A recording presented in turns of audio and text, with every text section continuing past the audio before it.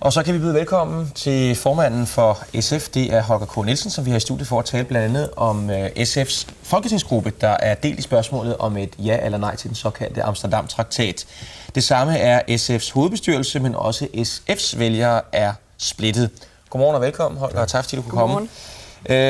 Holger K. Nielsen, et snævert flertal på 7 ud af 13 folketingsmedlemmer anbefaler altså et ja til Amsterdam-traktaten, og går dermed imod den linje, som du har lagt som formand, hvor du går ind for et nej.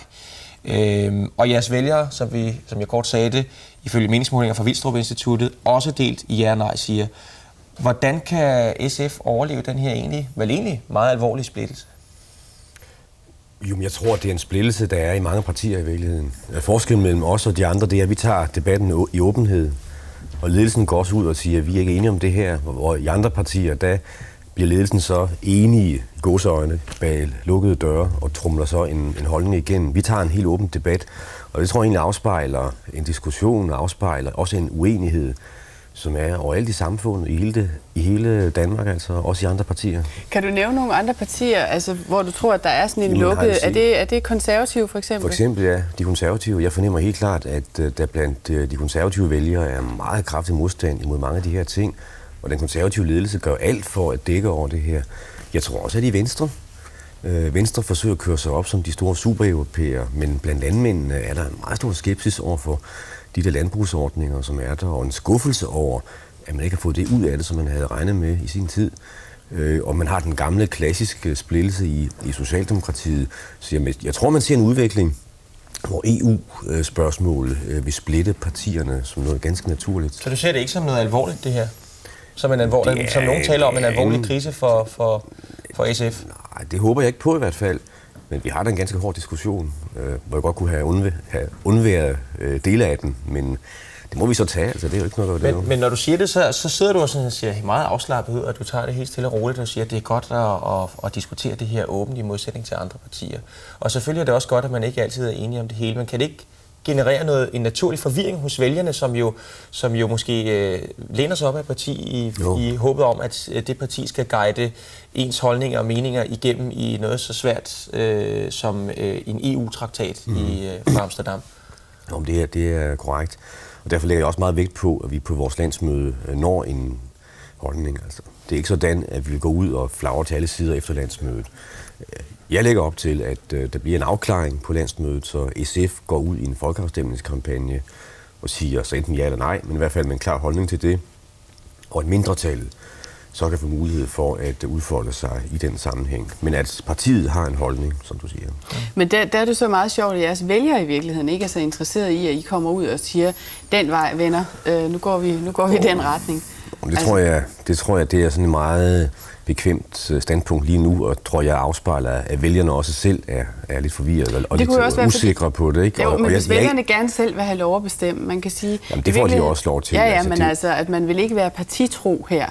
Der vil man have lov til at have sit eget lille anarkistiske jeg at stemme efter overbevisning. Jamen, det er rigtigt.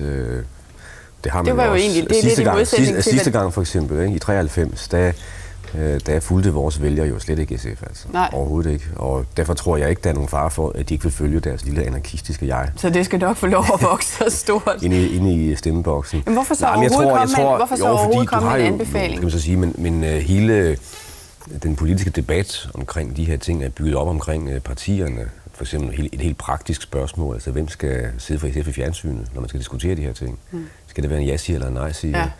Ja. På møderne skal det være et både over, skal der sidde 2 SF'ere ved møderne, og så videre.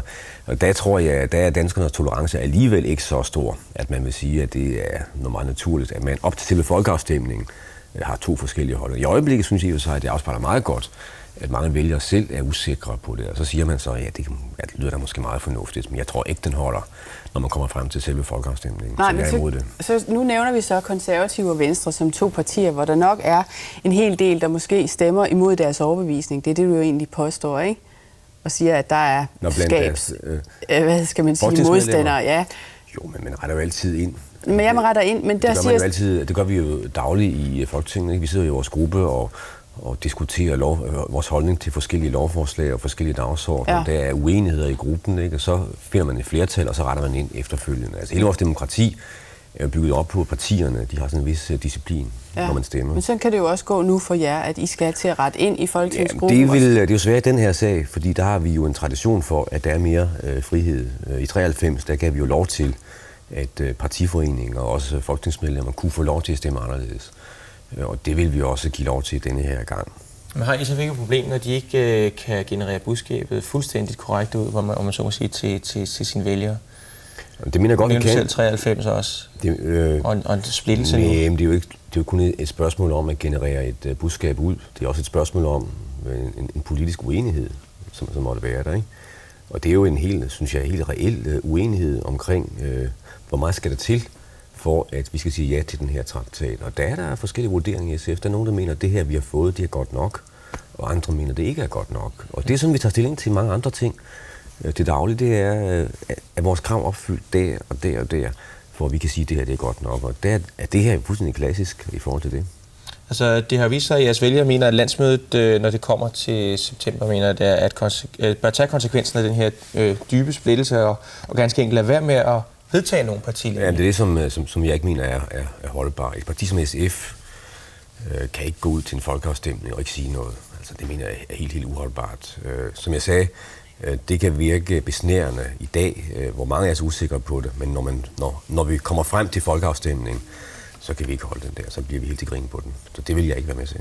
Men kan folketingsgruppen så holde til, fordi det er jo et stort spørgsmål, selvom du så siger, at det her, vi egentlig har tradition for at have forskellige holdninger, men at man skal til at rette ind, det er den der partidisciplin, som vi snakker om. Klart. Tror du på, at den holder? Fordi de ligger jo sådan meget 50-50, og hvis det bliver nej-sigerne, der vinder, så er det jo alligevel mange, der skal give op, ikke? Ja. Tror du, den går? Det må vi se på. Det må vi se. Ja, det kan jeg ikke sige i dag. Det kan jeg ikke sige i dag. Altså, vi har en diskussion i vores parti.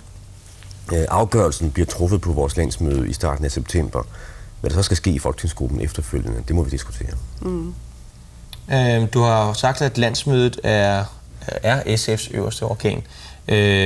Og så det er der, at partiets politik den skal træffes. Hvad hvis udfaldet bliver et ja til Amsterdam-traktaten? Ja, så vil partiet jo gå ud og sige ja. Og du vil?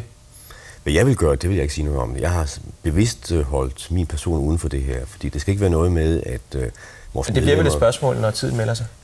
Ja, det er klart, men det er ikke noget, som jeg vil lade indgå i den her diskussion. Nu skal vores medlemmer have lov til at diskutere politik, uden personfnider, uden at skulle tage stilling til, om de vil have mig eller en anden som formand for SF. Det her skal personspørgsmål, og det gælder både mig, det gælder Sten Gade, det gælder andre i partiets ledelse, skal ikke blandes ind i det her. Det er det politiske, der er det afgørende. Så derfor har jeg simpelthen afvist at svare på spørgsmål om, hvad jeg vil gøre, hvis det sker.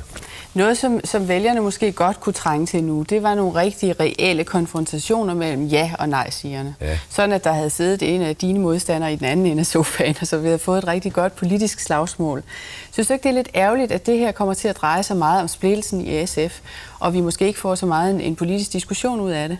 Men nu brugte du selv udtrykket et rigtig godt slagsmål, ikke? Ja, det viser det kan jo nogle gange åbne bevidstheden. Det kan også nogle gange gøre det modsatte. Men okay, jeg er enig med dig i, at det her skal der bruges til, at vi får en bedre diskussion omkring EU og Europa. Det håber jeg meget på, det også kommer til. Jeg synes egentlig, der har været sådan en del personhalfnider og ting og sager, ikke? Men alt i alt synes jeg i virkeligheden, at vores diskussion har været ganske politisk og ganske perspektivrig. Og i hvert fald er vi det eneste parti, hvor man har den her diskussion. Hvis man ser på Socialdemokratiet, på de andre partier, de har jo lukket fuldstændig for den her diskussion. Vi tager den i fuld åbenhed, det bruser op, ikke? Og det kan gå lidt hårdt for sig, men debatten er der, og jeg er meget enig med dig i, at det bør så føre videre til, at man blandt vælgerne i offentlighedens mere generelt får en visionær og perspektivrig og fremadrettet diskussion. Hvad vil det her land med Europa? Altså, hvad skal vores placering være? Hvad er vores visioner? Hvad er vores idéer?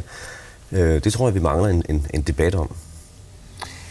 Vi håber, at I bliver enige, i hvert fald både for SF's skyld og også for SF's vælgers skyld. Tak fordi du vil komme.